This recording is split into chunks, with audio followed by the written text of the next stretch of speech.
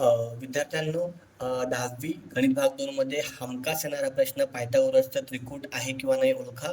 बघा, मी तुम्हाला सोप्या पद्धतीने शिकवून टाकतो. हे 6, 10 आणि 8 तीन संख्या आहेत.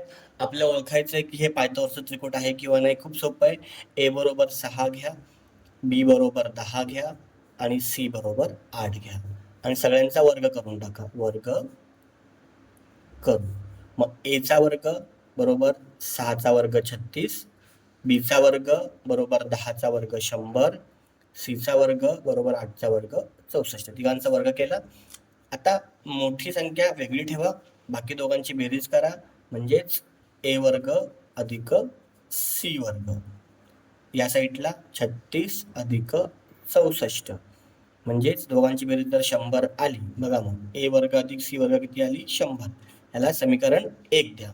आणि जी मोठी संख्या आहे बी वर्ग बरोबर 100, याला समीकरण 2 द्या.